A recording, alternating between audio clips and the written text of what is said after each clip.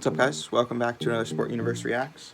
So what we're going to be reacting to today is the news about the NBA looking to, or getting into major talks about changing how basically the NBA is run, more like standings and going into playoffs, but I'll get into it.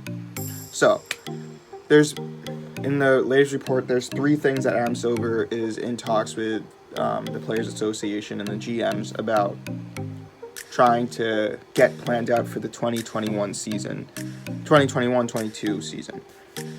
The first thing is, probably the biggest thing, is changing how the playoffs work. So as many basketball fans, NBA fans know, the NBA has kind of, in recent years, been not really under fire, but has been in a little bit of a battle about how to go about playoff standings. The way that the NBA works is there's an Eastern Conference and a Western Conference, and for years now the Western Conference has just been a much better conference than Eastern Conference. However, because the way everything's seeded, the Western Conference, let's say the 8th seed, it's probably, I'm trying to think of a specific example. So in the last season, the last finals where it was Knicks versus Cavs, not Knicks versus Cavs, where it was Warriors versus Cavs. Those playoffs, the Warriors had 56 wins, the Houston Rockets had 65 wins or something like that, and the Cavs had 50 wins. The way that a lot of people want it to work is that the seeding would have going into it would have been Houston Rockets first, Warriors second, Cavs third. But because it worked out, because it's Eastern Conference, Western Conference, the Warriors ended up playing the Rockets, not in the finals. Warriors beat them out. The Cavs had an easy way to getting to the finals and played the Warriors. But how a lot of people wish they saw it was that the 2 best teams ended up playing each other, which would have been the Rockets and the Warriors in the finals. And that's what has been under fire for the NBA, because compared to other leagues, the 2 conferences, in baseball it's AL, NL, and football it's AFC, NFC. Really, the NBA is the only one where there's you can see an obvious divide in talent. And I'm sure at some point it's going to go back to the Eastern, if it stays like this, it's going to go back to the Eastern Conference being dominant, or maybe it's going to be both the same. But it just makes sense that you put everyone in one conference at the end and you just base the playoffs off of that. And that's what the NBA is trying to do. So what's being proposed right now is the top 4 teams. Oh, wait. I'm missing an essential detail here that I forgot about.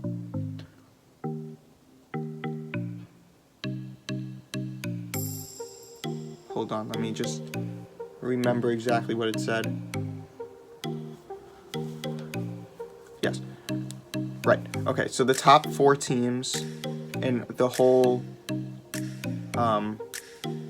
shebang, the whole NBA, are ranked 1, 2, 3, 4.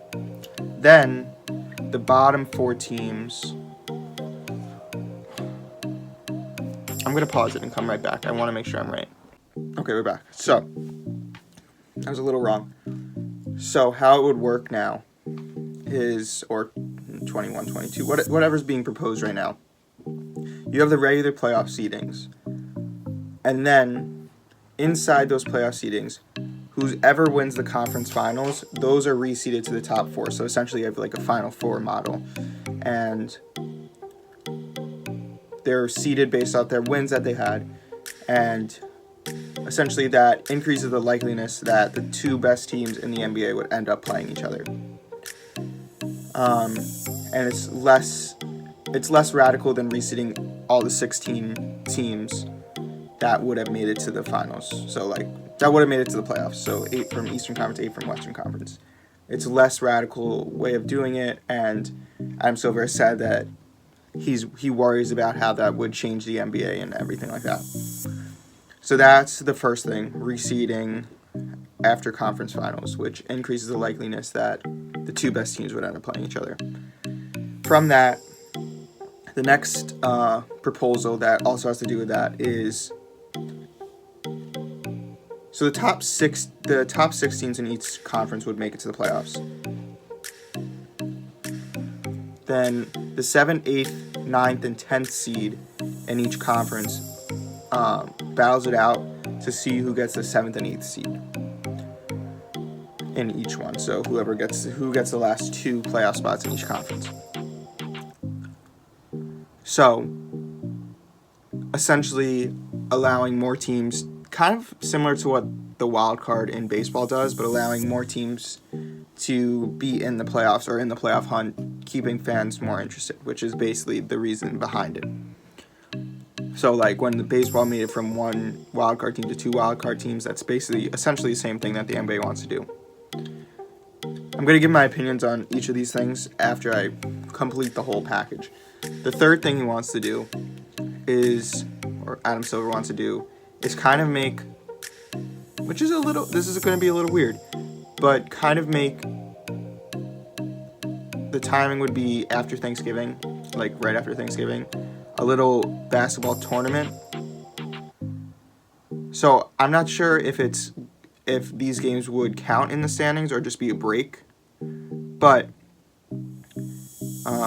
you would have teams play similar to March Madness, have a little tournament, and for the teams that are like out of it, they'd get a chance to win something that season, like something to play for. And I think the whole point behind that is, once again, to keep fans engaged and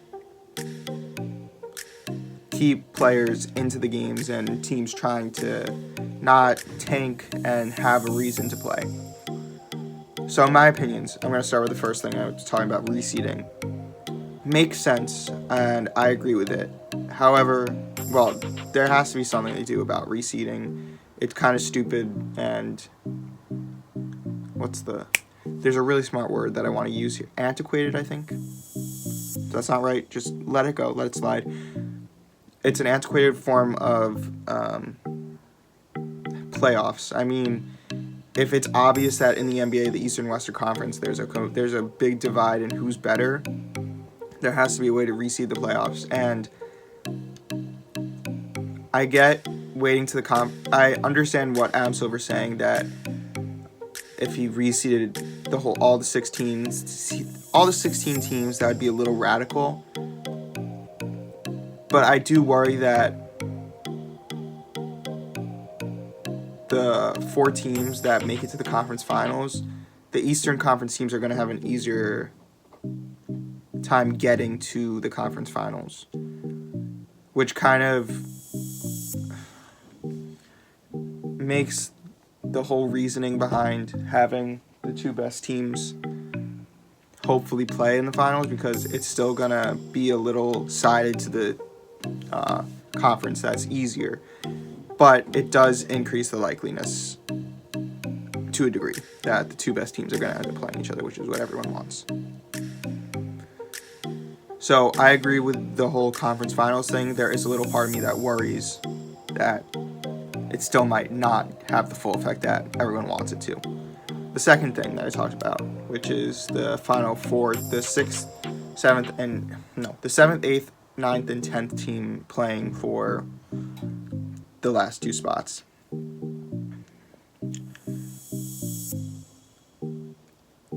I guess it's the whole what I said, the wild card thing.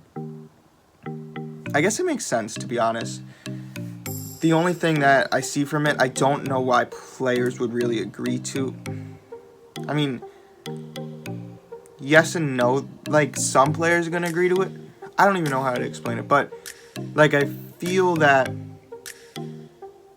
it's going to be like, I think it's the way that it's described right now, it's like 2 games, like just not series, like 2 games, that tournament style between the 7th, 8th, 9th, and 10th seed, that basically allows you to be the 7th or 8th seed going into the playoffs.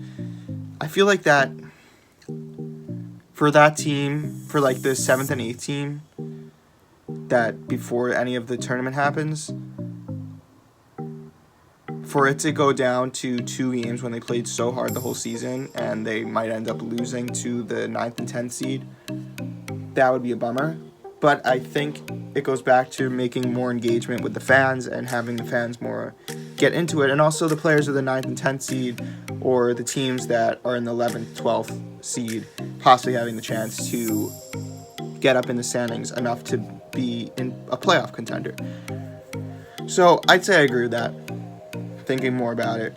It's just the whole wild card way of looking at it. It just makes sense. It's more teams in the playoffs, more fan engagement, more player engagement for the most part.